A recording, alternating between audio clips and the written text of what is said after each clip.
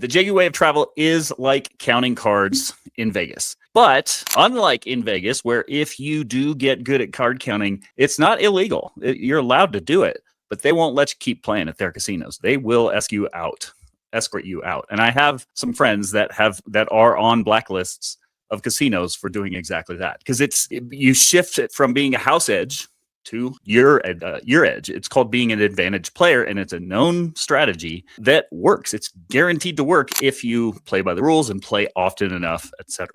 So thought it'd be a fun lesson to tie into travel. How I used Jay strategies, and I'm still carrying the cash around with me, Anthony. Like, this is the most I've ever won.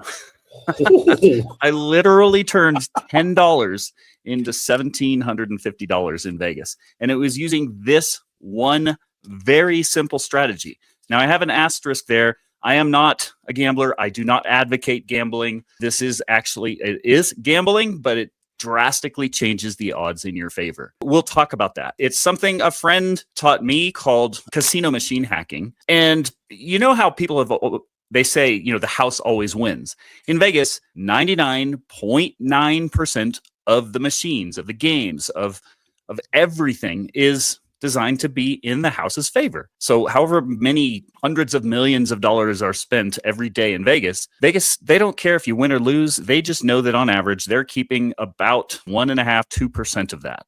That's on top of the expensive food and drinks and all that. And so, yeah, the house always wins, except when you are an advantage player. So card counters, certain machines, certain strategies aren't guaranteed to win, but when you do win, the payout is way higher, and that shifts the advantage from the house to you. And so it's very much the same. The Jaegu way of travel is very much the same thing. It's not guaranteed amazing deals, but when you travel, it's pretty much guaranteed that you're going to find these deals. And the question is, can you make it work with your calendar? So it's kind of the same as counting cards, or what I'm about to show you, called casino machine hacking. So really what this is playing only on machines where previous players left without taking advantage of a clearly stated multiplier. So in other words, there are certain machines in casinos where you can pay extra for a multiplier. So if you win certain hands, the next hand after that will pay a lot more. So you're not betting on the current hand,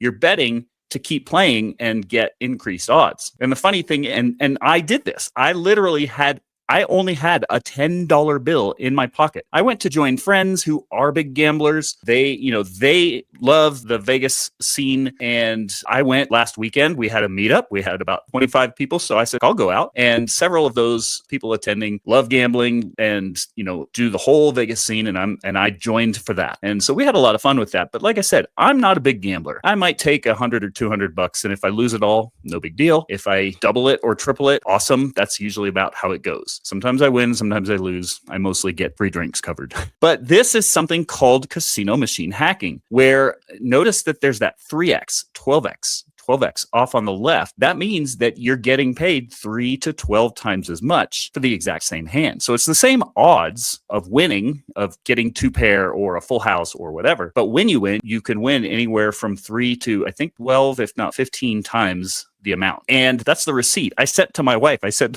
look, honey, I turned this $10 into $1,700. And basically all I did was, I tagged along with my friends. My plan was every once in a while to maybe sit down and gamble with them, but I hadn't even made it to an ATM yet. So I had $10 in my pocket, but I saw one of these multipliers. So this is the result after you play. So those were actual winnings when I won that. And that was me cashing out after a series of playing this way. But basically, you can see this from a distance.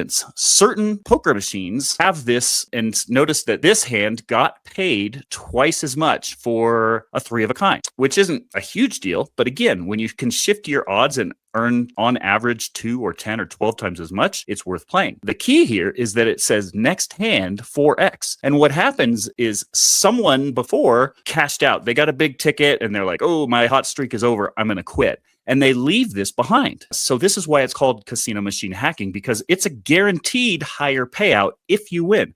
It's not a guaranteed that you're going to win, but if you win, the odds shift drastically in your favor because you didn't pay for that next hand 4x thing right here. And so I stepped up to a machine like that, and sometimes it says 4x, sometimes it says 12x. People leave this behind. I stepped up to a machine. This isn't my actual screenshot. This is an example of other people sharing their winnings online. And this is, I had multiple multipliers that were just guaranteed. If I won, I would get 2x or 10x or 12x times more winnings. And ironically, I needed $15 because it was 3 hands and it was $5 each. And I only had a 10. So I wanted to maximize my odds. So I called a friend over who was playing several machines over. And I was just watching, but I saw this and I sat down and I said, bring more money. We want to max bet this. And we instantly turned $10 into 200. So it was basically 2 hands that got 10x multipliers. And I went from $10 to 200. I just split it with them and kept my 100 and pocketed it. We walked away. I think we were on our way to lunch or something. And that was that. And then later I did the same thing. And so basically I turned 10 into 100. I turned 100 into 250.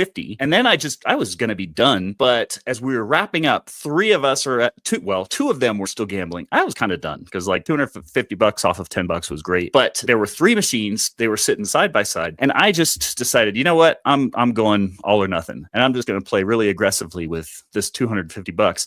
And the 3 of us were sitting gambling and having fun. And that 250 was the best return I've ever seen, probably because I just didn't care. Like I was just like, no big deal if I lose it all. And let's try to turn it into 500. Before I knew it, it was $1,750. Biggest win I've ever done. So why this big explanation? It's largely because let's just explain the pros and cons. Again, big disclaimer. I am not a big gambler. Like I said, I really was gambling with $10. The rest was mine to lose. And that's probably why I won so big too, because I just was overly aggressive. The pros and cons of machine hacking. First of all, really only about 1 in 1,000 machines, if not a couple thousand machines have this. You learn what machines to look for. You learn what to look for. And it's very, very low odds. The second con is it's ultra high competition. So everyone is looking for these deals. Sometimes it's kind of creepy. Like you'll see people hanging around waiting for someone else to leave because half the time people leave those multipliers. They don't realize that they're supposed to keep, to take advantage of that.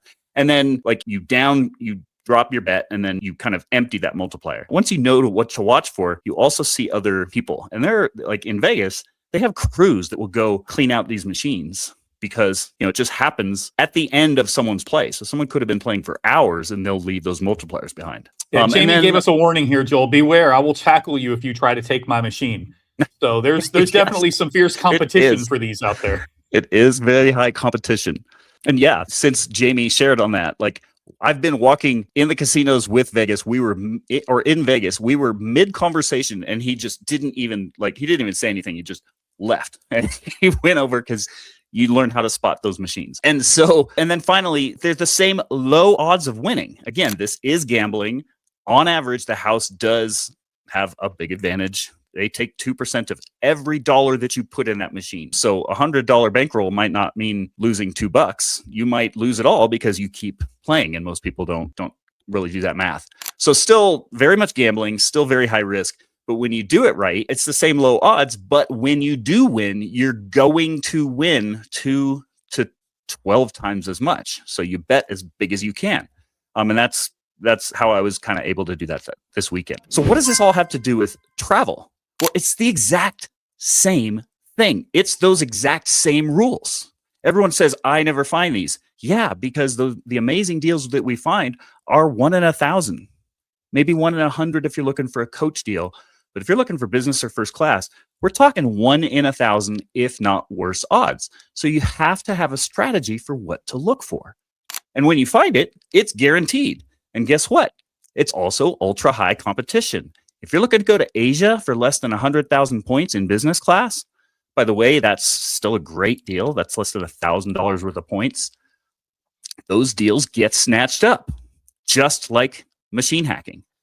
And so again, same low odds of just finding something when you decide you want to go to Asia next summer. But if you have a strategy, your odds go exponentially up. And in fact, I would argue that it's guaranteed that you will find the most unbelievable vacation that most of your friends won't believe you. Most of your friends will think you won the lottery. when you start traveling the jeggy way. So very much the same thing. It's just like casino hacking, but easier. And the airlines and hotels will not kick you out. They're glad to have you fill those seats because they weren't going to fill them anyway.